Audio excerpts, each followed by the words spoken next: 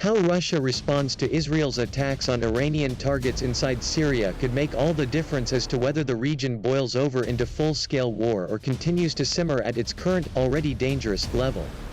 In an official statement last week, the special envoy of the President of Russia to Syria, Alexander Lavrentiev, indicated that Moscow was rapidly losing patience with Israel over airstrikes against alleged Iranian targets on Syria soil. Sooner or later, the cup of patience, including the Syrian government, may be overflowing, and a retaliatory strike will follow, which will accordingly lead to a new round of tension. These attacks must be stopped, they are counterproductive. We hope that the Israeli side will hear our concerns, including concerns about the possible escalation of violence in Syria. The language, though diplomatic, leaves little room for misinterpretation. By using the term, including, about the Syrian government losing patience, Lavrentiev left no doubt that the other, inclusive party was Russia. This linkage carries over into the not-so-veiled threat of a retaliatory strike and possible escalation of violence.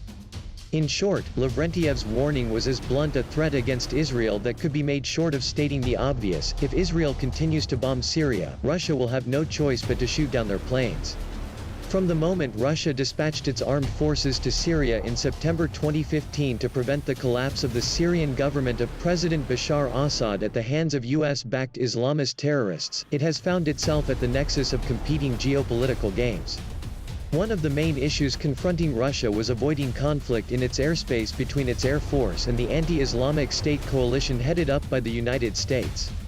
This task was complicated by the fact that the US was really using the campaign to counter Islamic State, formerly ISIS, as a cover for training and equipping Islamist forces dedicated to the removal of President Assad.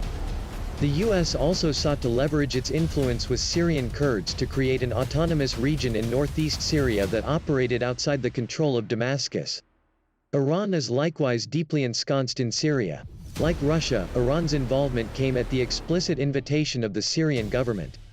Iran's Syrian engagement predates that of Russia. Indeed, it was Iran which helped convince the Russians of the necessity for intervention.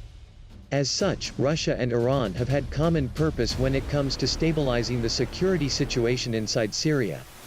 However, Iran's involvement goes beyond simply helping Syria, and instead is part and parcel of a larger regional strategy built around the concept of an axis of resistance, which would further Iran's regional security and ambition. As such, Iran has used the Syrian conflict as a cover for facilitating military support for Hezbollah in Lebanon, both in terms of allegedly supplying that organization with precision-guided munitions capable of reaching Israel, but also establishing a de facto second front by helping Hezbollah establish itself in the Golan region of southern Syria. The Iranian actions have been deemed threatening by Israel, which has responded by undertaking a concerted campaign of airstrikes designed to destroy and deter what it deems to be malign Iranian activity. As such, Russia has taken a hands-off approach when it comes to Israeli military strikes against targets affiliated with any Iranian activity not directly tied to supporting the Syrian government. While Russia has repeatedly cautioned Israel about the destabilizing effect of its airstrikes, Russia has avoided making any direct threats against Israel. Lavrentiev's statement changes this calculus. By declaring that Russia's cup of patience will soon run out regarding Israel's actions in Syria, Alexander Lavrentiev has made it clear that Israel can no longer assume Russian inaction in the face of continued attacks on Iranian targets inside Syria. The question is whether Israel believes Russia is bluffing, or whether it can defeat any Russian actions in response to continued airstrikes in Syria. In this, Israel would do well to reflect on Russia's recent history. Bluffing is not part of the lexicon.